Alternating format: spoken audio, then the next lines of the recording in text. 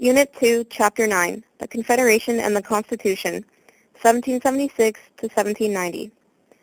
From the years 1776 to 1790, the Continental Army had managed to form an exclusive hereditary order referred to as the Society of Cincinnati under the pursuit of equality.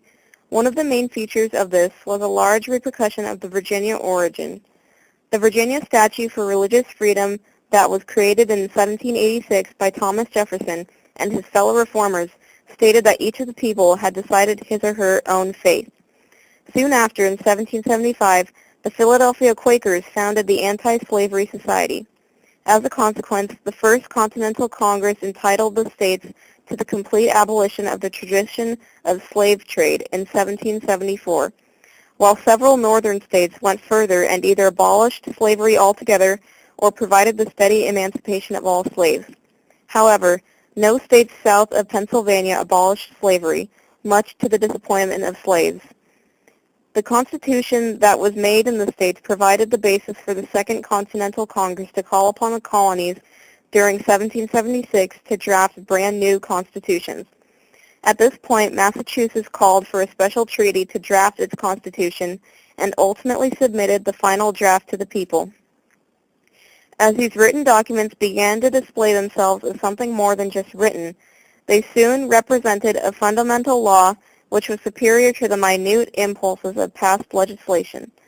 As for economics, the United States had to become much more independent, severing much of their trade with Britain.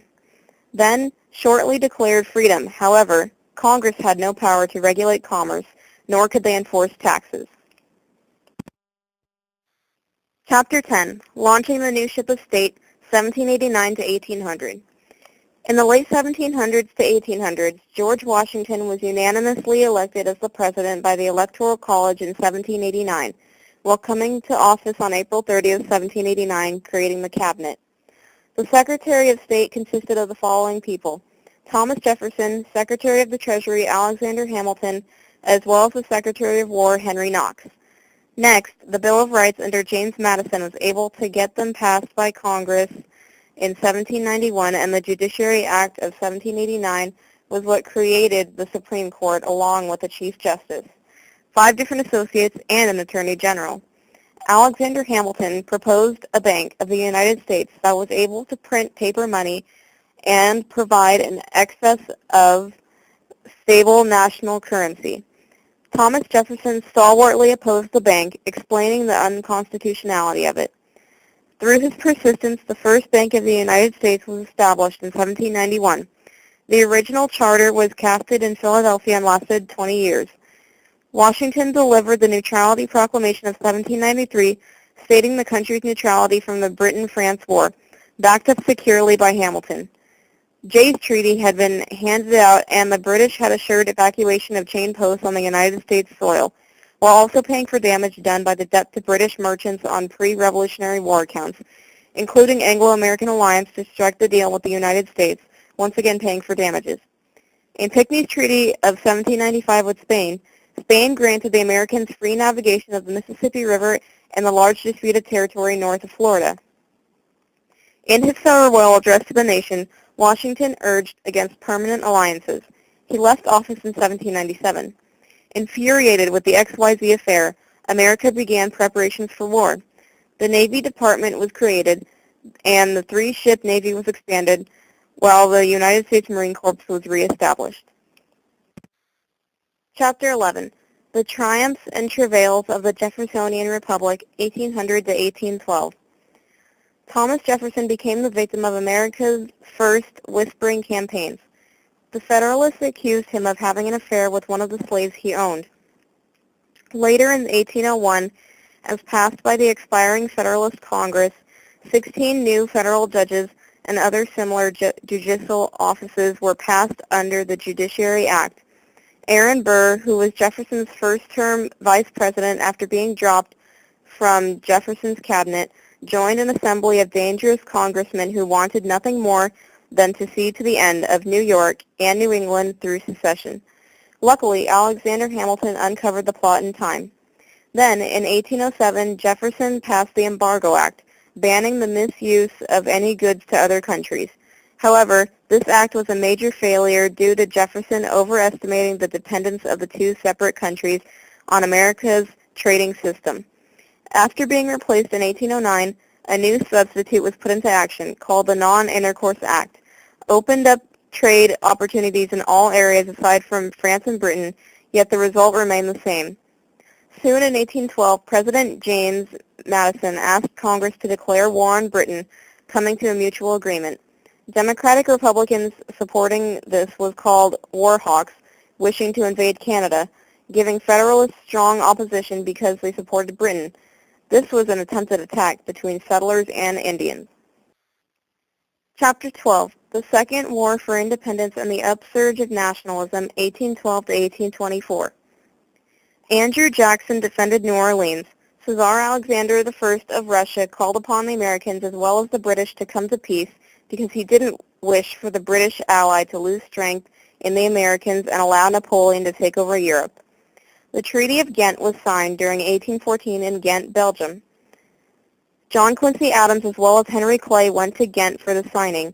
Both sides ceased fighting and the territory was conquered and restored soon after. The Hartford Resolutions eventually marked the death of the Federalist Party. That party was then nominated and eventually declared their final presidential candidate in 1816. The tariff placed a large 20 to 25% tax on the value of the imports themselves. As a result of the nationalism, Henry Clay developed a plan for a profitable home market, referred to as the American system. James Monroe won the election and set in motion the era of good feelings. The Panic of 1819 was the biggest financial panic since George Washington took office and caused overspeculation in frontier lands. The Bank of the United States became a financial problem to Western farmers because it foreclosed a lot of the farms at the time. Later, between 1791 and 1819, states from the West had joined the United States and people moved out west because of cheap land. McCulloch versus Maryland in 1819 involved an attempt by the state of Maryland to destroy a branch of the Bank of the United States by imposing a tax. John Marshall declared the U.S. Bank constitutional by appealing the Hamilton Doctrine of indirect powers. Finally, the Monroe Doctrine prospered off nationalism. Chapter 13, The Rise of Mass Democracy, 1824 to 1840. The corrupt bargain of 1824 had four main Republican candidates in the election of 1824, concerning Andrew Jackson, John Quincy Adams, William Crawford, and Henry Clay. But no candidate won the majority of the electoral votes, so the Constitution played a large role in addition to the House of Representatives, who had to choose the winner. Henry Clay, the Speaker of the House, was then eliminated, even though he did have a lot of say in who became the president. Then, in 1824, the Tariff of Abominations, and in 1828, the Black Tariff, were hated by Southerners because of the high tariff. Nullies in the South were in favor of the nullification or gradual reduction of the tariff of 1832 by 10% over 8 years. In 1830, Congress passed the Indian Removal Act and moved more than 100,000 Indians west across the Mississippi. Jackson wanted to move the Cherokees, Creeks, Choctaws, Chickasaws, and Seminoles in order to allow more expansion of the white man. The Bank of the United States charter expired in 1836. Jackson wanted to make sure that the bank would be eradicated. Later, in 1836, William Henry Harrison defeated Van Buren in order to win the election of 1840 for the Whigs. The Whigs' campaign included pictures of different log cabins and cider, hence his nickname. Eventually, the formation of the two-party system consisted of the Democrats and the Whigs due to the National Republican Party fallout, and Jacksonian Democrats valued the liberty of the individual above all else. Chapter 14, Forging the National Economy, 1790 to 1860. Fur trapping was one of the biggest industries in the Rocky Mountain area, and each summer, fur trappers traded beaver pelts for the factory-made goods from the east. The workers and wage slaves had impersonal relationships that replaced the personal relationships that had once been strongly held between workers. In 1750, steam had been the largest used to take the place of human manufacturing. Many factory workers were prohibited by law to form labor unions to raise wages, and in the 1820s, a lot of the children created corporations that had no application for discrete charters from the legislature. The rise of highways and steamboats surfaced, and a man named Robert Fulton installed a steam engine and created the original steamboat, playing an important role through bonding with the West and South. Another significant contribution to the development of the economy was the railroad, and the first one made itself apparent during the year 1828. The railroads were first opposed because of safety flaws, as they took away a load of money from the Erie Canal directly to investors.